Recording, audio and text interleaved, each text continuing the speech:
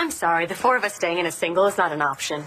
You think, Marty? I'm glad that higher education is really paying off for you. I can try to call you a cab, take you to one of those fancy hotels down in the quarter. They might have rooms. Our car broke down. We need to stay here. Sir, I can't sleep in the same room with the three of these people. One of these people is your wife. Now, you see, I need my own room. And, money's no object. Yeah, you know what I'm talking about. You have an executive suite. No, sir. No. Do you have a roadhouse? Do you have a guest house? Do you have an outhouse? No. Do you have anything that passes for luxury? This is the only room available, sir. Take it or leave it.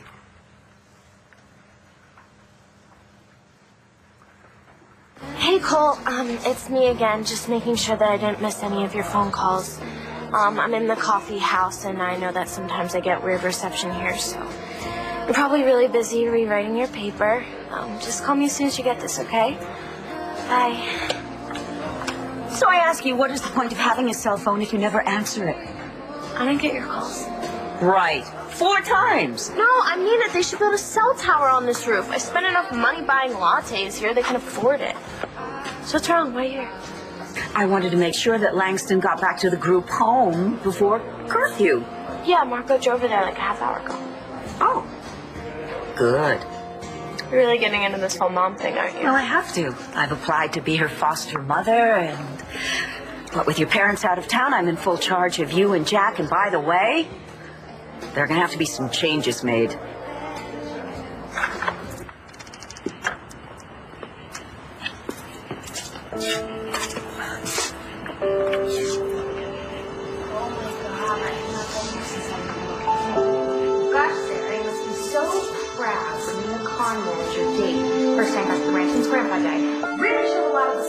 You know what, Natalie? If you ever shut that big mouth of yours.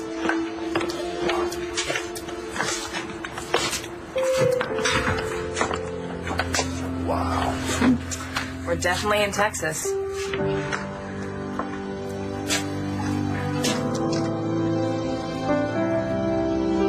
We're here, Asa. We're home.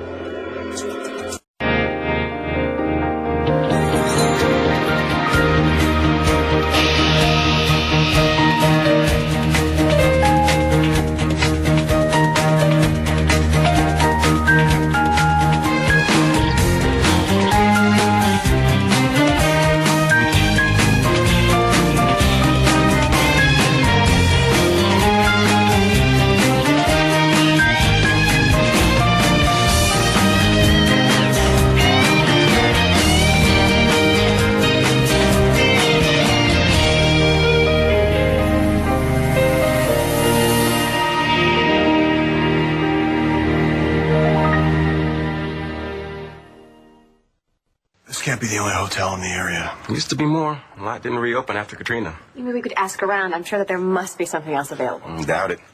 What are we gonna do? Well, have fun playing footsie. What? Where are you going? I'm going down to the bar and see if anybody down there needs some extra margarita money in exchange for their room. Well, find 3. You're on your own.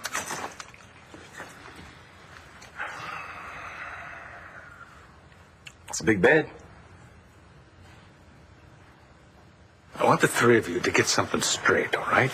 Jared is here at Sarah's invitation, and Sarah has as much status in this family as you do. Okay, but... Now, you let me finish, all right? For Renee's sake, I want you to be civil to her guest. Sarah's not being civil. She brought Jared just to make us crazy. She knows all about our problems with Jared. And I don't, because you have chosen not to discuss it with me. Because we're grown-ups, Dad. We can handle this ourselves. Then you start acting like grown-ups, all right? I can't even believe that we are having this conversation.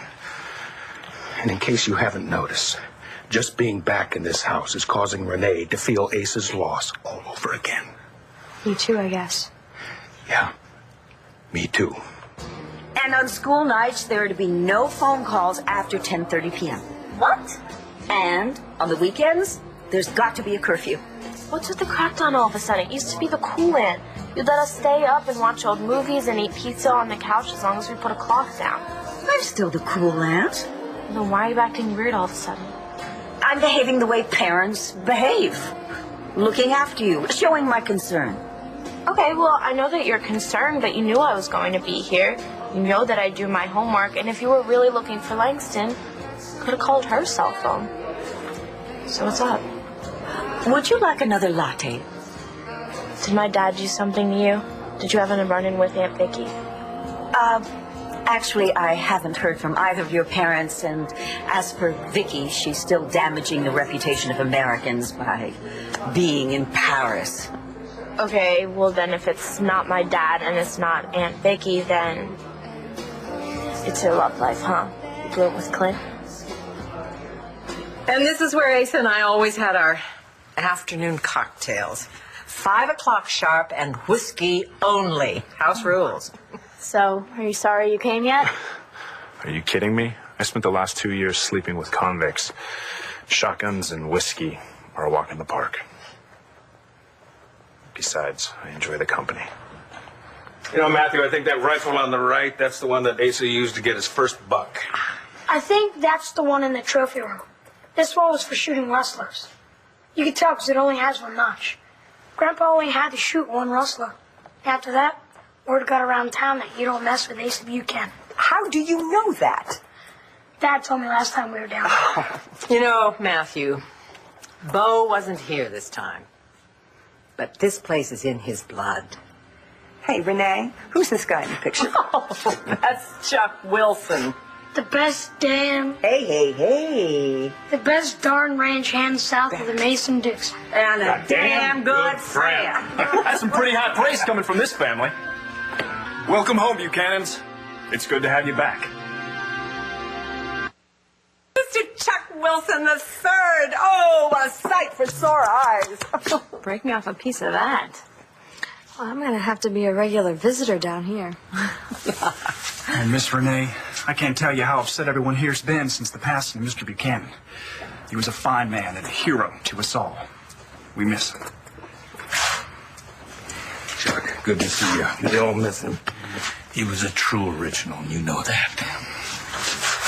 Everybody, listen up. This is Chuck Wilson III, and his granddaddy ran this ranch for, God, what, 30 years? Yeah, yes, sir. It was his privilege and pleasure to do so. I hear you may be taking over the reins. We'll see about that, but in the meantime, I am at your disposal for as long as you all decide to stay. And that goes for you, too, Mr. Bartholomew Smythe. I miss that accent of yours. I thank you, Mr. Wilson, but I can assure you I can look out for myself. Yeah, well, I know y'all can be Buchanans and all, but just the same, whatever you need, I'm your man. Hear that? You all must be worn out from your trip, so I'll just get up on out of here and let you all relax. No, I won't hear of that. You're going to stick around and meet everybody here that you don't know. Well, if you're sure you don't mind, maybe I will. Come on, give it up. There's nothing to give. So you and Clint are good. Clint and I are great. You know, we should call the barista over here with some water. Your pants are on fire. Like all over. And Torian, liar, liar, pants on fire. Do you get it? Wait a minute. I do not need you to explain that expression to me. Thank you. And I don't need to explain my relationship with Clint to you. I really resent being patronized by a teenager. Okay, fine. You don't have to tell me the story. I know I hate it when I get the 3rd degree from my parents just because I don't smile 24/7. They ask because they care. I know that, and that's why I'm not mean to them when I walk in the door and they ask me how my day was, and all I want to do is veg out on the couch. And I care too, so that's why I was asking. Thank you, Star. I really appreciate that. Well, I appreciate everything you've been doing for Langston recently. And usually you're always helping everyone else, and it seems like you never need any help. But if you do, you know who to call. We really gonna do this? For a break from your husband, I'd pay Satan for a corner of hell right now. You can always sleep in the car.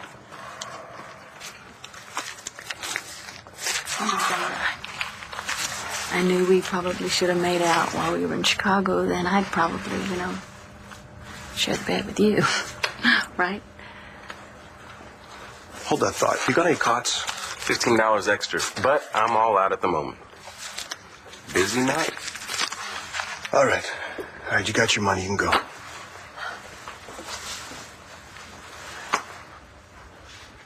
Give me a pillow. I'll sleep on the floor. You guys can have the bed. Why don't you make Blair sleep in the tub? Hey, where'd you get that sandwich? So you got yourself a room. Yeah, probably paid a little more for it than you did for yours. There's this librarian down at the bar. Bribed her. Easiest thing I did all week. Now give me the key. Oh, I paid for both those things, the key and the sandwich. I'm going to ask you again, and consider this. I support the death penalty.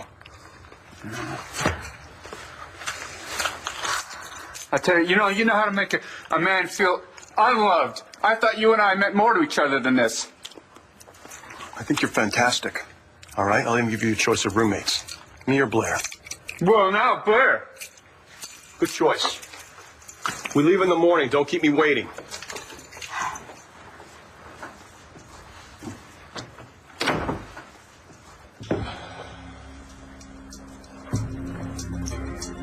Guess it's just you and me. Guess we can sleep in shifts.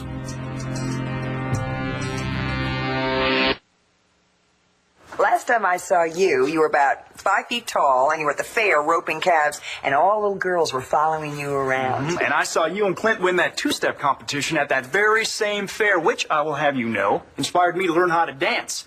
When he spun you around and I saw the look on your face, I knew I had to learn how to do that.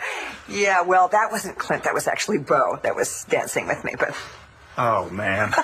I apologize. No, that's okay. That's okay. You just show me your moves and we'll call it even. Anytime. All right. All right. So we got to move on here.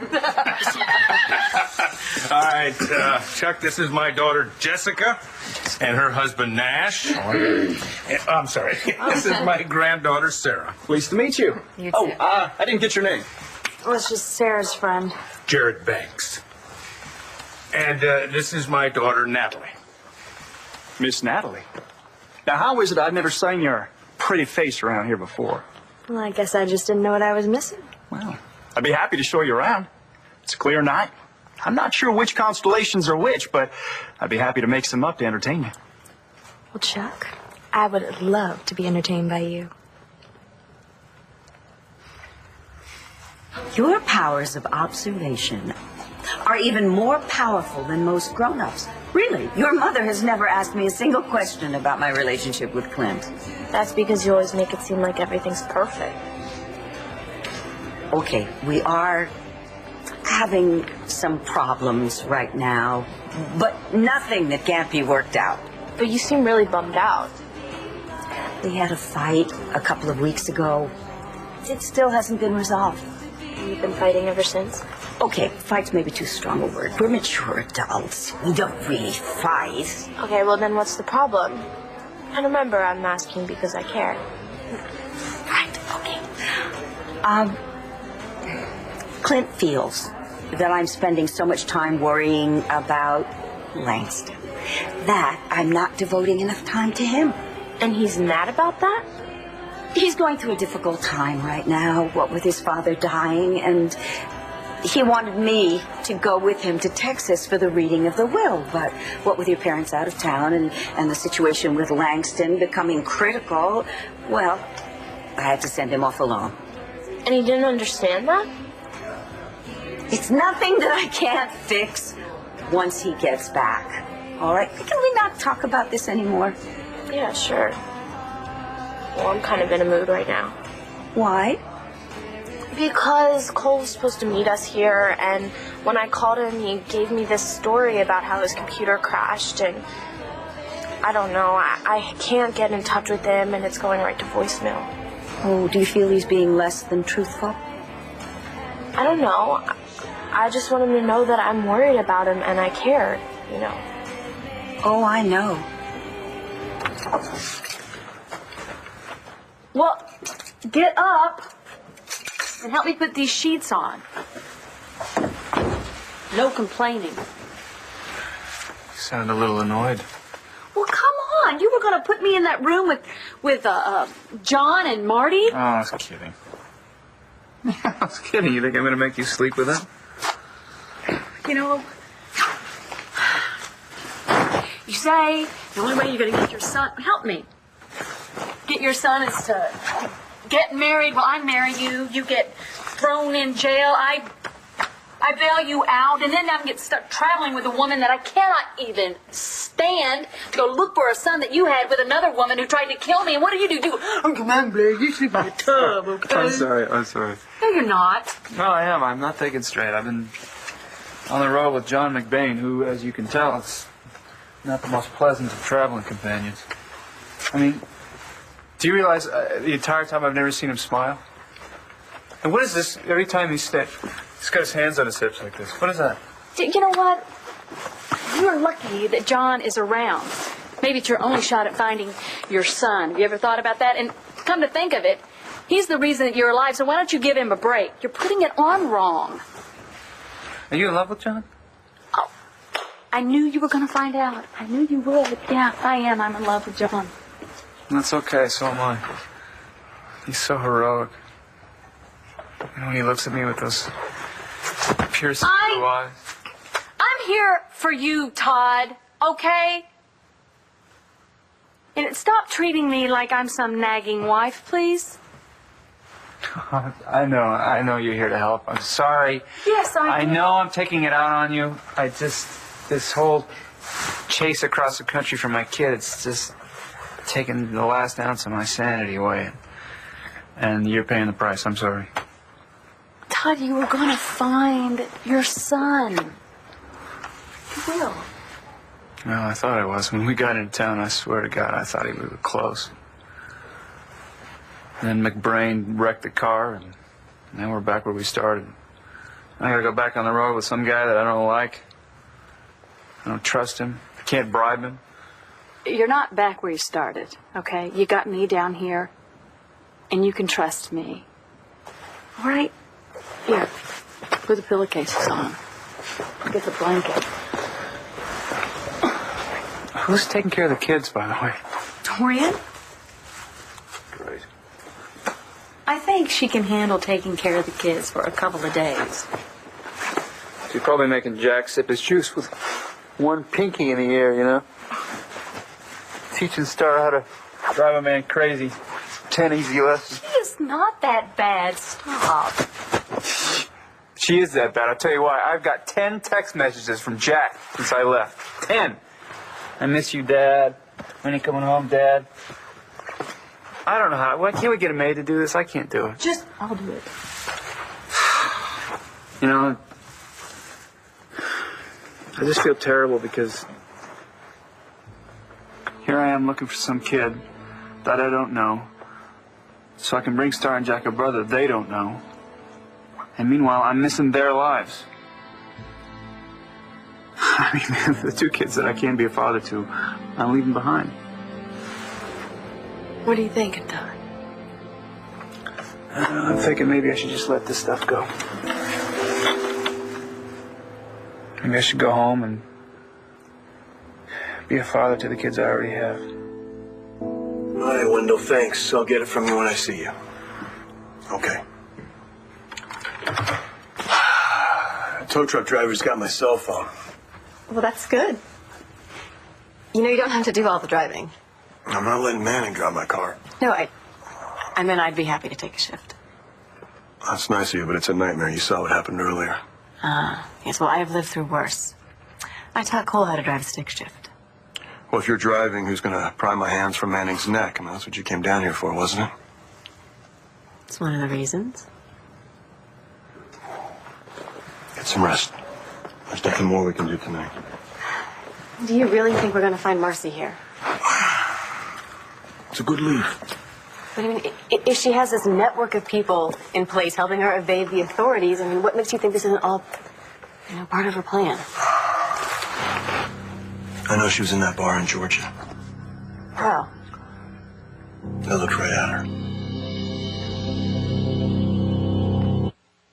Chuck, I would love to go on a walk with you tonight, but I put in a full day before we flew here, and I'm kind of beat. This place is mighty pretty at first light. Well, Grandpa always said it was the best time to see the ranch first thing in the morning. Then I'll pick you up at 6. Sounds good. Okay, kiddo, I think it's time for us to hit the sack. We've already had a big day. All right, everybody, here's the schedule. Tomorrow, the attorney's going to be here at noon, and they're going to read the will right then. Okay. Miss Renee, you need anything, I'm your man. Thank you, Chuck. If there's anything that I can do for any of you, just let me know. Natalie, is there anything that you need? Yeah, actually a set of earplugs. You know, because your room's right across the hall from mine, and we all know how loud you snore. Anyway, I'm going up. You? All right. Yes. Good night, Dad. Good night, honey. I'll see you both at breakfast, I hope. Night. All right, good night. Good night, Nash.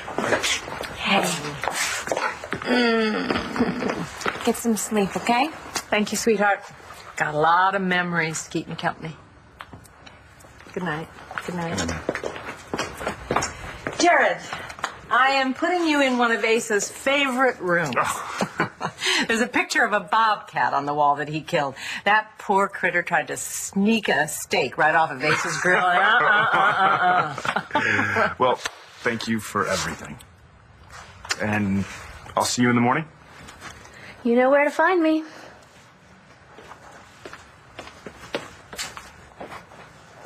I hope Jessica and Natalie aren't giving you too much trouble over Jared.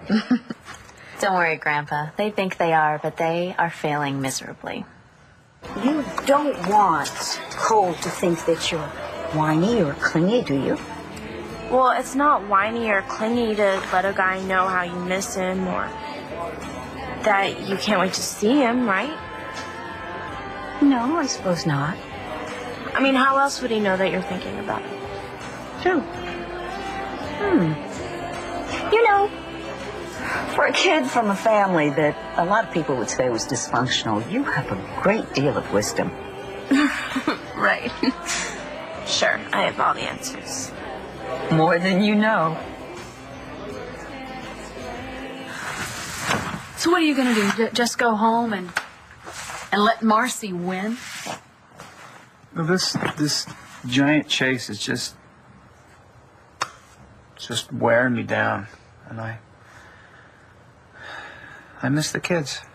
Well, Todd, they miss you too. And they're expecting you to walk through the door with their new baby brother. What are you going to say to them when you walk in empty-handed? I'll say that I did what I thought was best for them, that I let him go. Oh, and kids will just forget he ever really existed. Well, they never really knew him to begin with. Not as a brother, anyway. Well, what about us, Todd? We go back home, we get a divorce. I think this would probably be our quickest marriage. You go back to the penthouse, I stay at Dorian's, and we just have some kind of knockdown, drag-out custody battle. Is that what you want? No. I'm through making the kids pay for my mistakes. If you walk out on this child, Todd, you're going to be hurting Jack and Star more than you ever hurt them before. How? I'd be doing it for them. What are you talking about? You know what you'd be telling them? If you walked out on Tommy, you'd be telling Jack and Star that, you know what, I could do that to you too. And I tell you this much, I'm not going to let that happen. You saw Marcy at that bar and didn't tell Todd. The whole point of my being here is to keep him under control and arrange for the safe handover of Tommy. There was no way that was going to happen last night. To top everything else, the feds were in the bar. This guy Ramsey, he's a real jerk, flashing his gun around, threatening people. So he would have put Marcy in prison or worse? For running away with a little boy she thinks is her own. You're right not to say anything. We're on Marcy's trail, that's all Manny needs to know. So if the same situation happens here again, will you let her go? Marcy and Tommy are my only priority. To that extent, we need to get ahead of Ramsey and stay ahead of him. Then we can pick our moment. It just seems there should be some way to get him pulled off the case.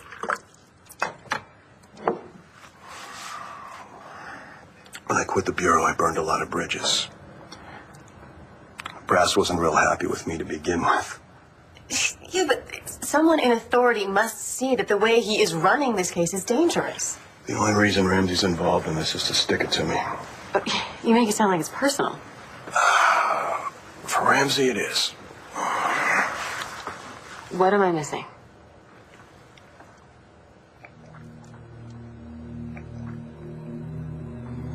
I was engaged once to Caitlin. Ramsey was in love with her, too. He blames me for her death. I'm in.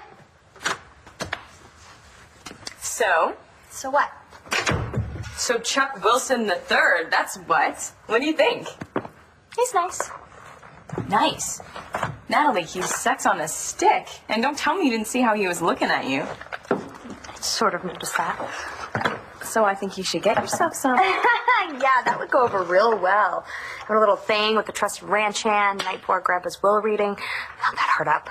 Well, I think this might change your mind. Hi, Natalie. I found it in the bedroom. Nice abs, huh? My. So how should we set this up? Make a late night distress phone call? Chuck, there's a spider in my room. Come get it out. Yeah, no, we're not gonna set up anything. What? We're going straight to sleep. Why? Because I'm tired. Okay, first you turned down a moonlit walk with him, and now you won't make the moves on him at all? What, are you waiting for some other guy to show up with abs of steel?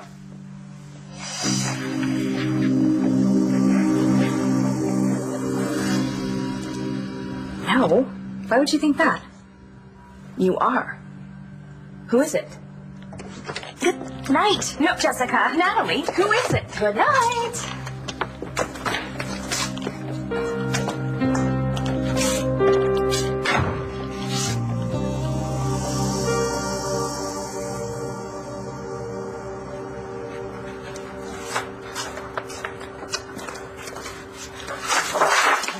What?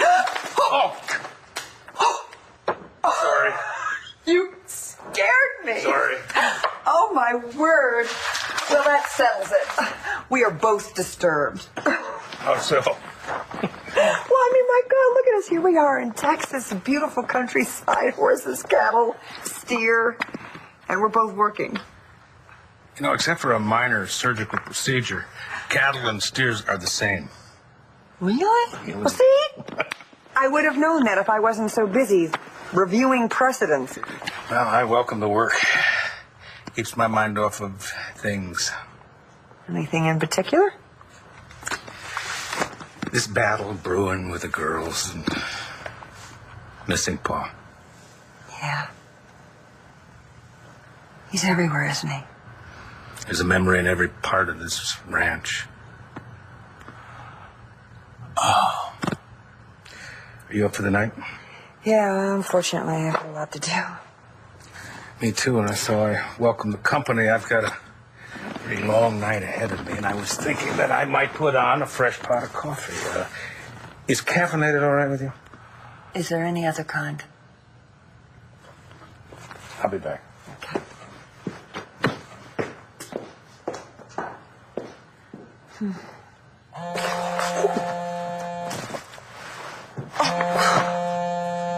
Oh, Clint!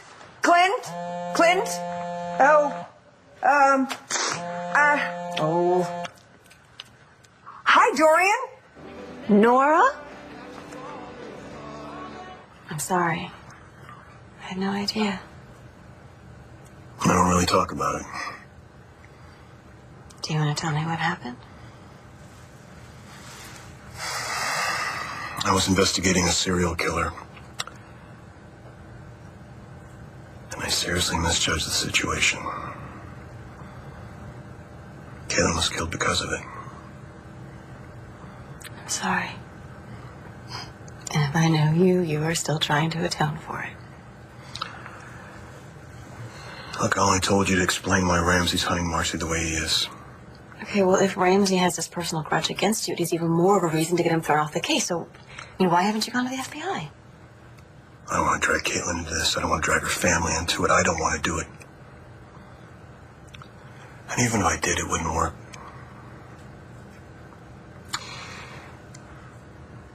I quit the Bureau to become a cop. In their eyes, that's kind of like quitting the Yankees to go play for Boston. I created the situation that got Caitlin killed. And I'm responsible for creating the situation that's got Marcy on the run, but Marcy's not going to end up like Caitlin. And I can still make this work for Michael and his family. What happens to Michael and Marcy is up to them. All you can do is bring her and Tommy home safely. Tommy goes back to Landview no matter what. And what about Marcy? I find them and I let her go. Every time you have come back from the dead, you did it for your kids. You even floated across the ocean on a stupid raft made of sticks to be with your kids. You got yourself stabbed. You got yourself thrown in jail. You got yourself married. Yeah. All for your kids. All for that little boy. You went through all of that. Now you're just ready to let him go? Sure. Hey, kiddo. Is everything okay? Yeah, I'm okay. I just wanted to hear your voice. Yeah, I miss you guys. We miss you too. How's the search going? Not so hot. You'll find him, Dad. I know it. You think? Well, you found me when I ran away, and then you found Jack, too. When it comes to tracking down your kids, you're an old pro. Thank you. Can I talk to her? I want to ask her something. Hold on. Your mom wants to talk to you. Hey. Everything okay? You're keeping an eye on Dad, right? I'm doing my best. We'll give him a kick in the ass if he needs it. Yeah, well, I've been known to do that. Listen, how's Langston? Did you say anything to Dad about that yet? No, actually, I haven't had the opportunity. Well, it's probably a good thing because you're out of the running. What? The agency nixed your application to be Langston's foster parent because you weren't there for the surprise home visit this afternoon. No, that can't happen. I tell you what, can you get me the number for Child Services? No, Mom, it's okay. Dorian applied in your place, and I really think it's going to work out. Well, I'll tell you what, you just have Dorian call me first thing in the morning, all right, sweetie? And just don't worry, Dorian, and please don't fight with your brother, okay? I won't. I love you. I love you too, sweetie.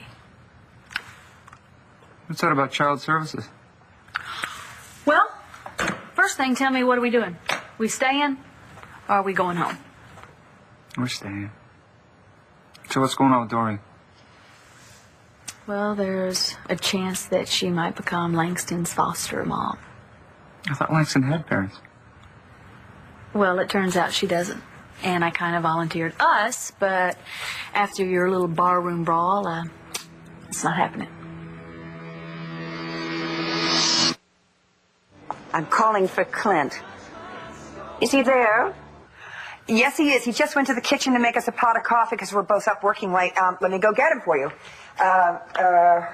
Which I would do if I knew where the kitchen was. I don't know where it is in this house. It's so big. I don't suppose you know. Can I take a message? No message. Well, you know what? If you want to hold on, I know he'll be right back. No, thank you. Don't even tell him I called.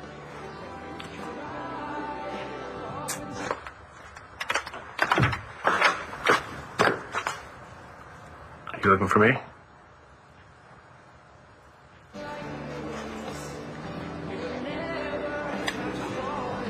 I can't imagine how hard this must be for you. He's my brother. Yeah, that's something we have in common. We both feel we have to be perfect for the people we care about. And when the rest of the world just doesn't quite line up with what we want, we betray everything that we think is right for the sake of the people we love. You don't seem to do that. Yes, I do.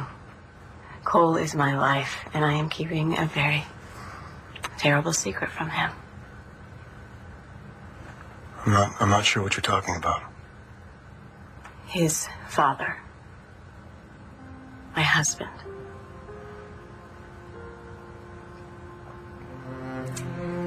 I know what you went through because Patrick was murdered too.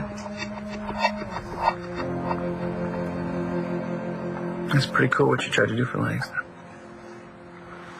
Really? Yeah. I thought I'd have to really try to convince you. No, it's Star's best friend. I would have done the same thing. He might have run it by me, though. You know, by the way, Todd, I've invited another child to come live with us. Something like that. You okay? I will, next time. I mean, you know, if you're around. Mm-hmm. Mm-hmm. Hey? Hey, what? Thanks. Okay. You know, sometimes you just need a little kick in the ass. I don't know about that. I do. But I'm glad you didn't listen to me. Glad you stayed.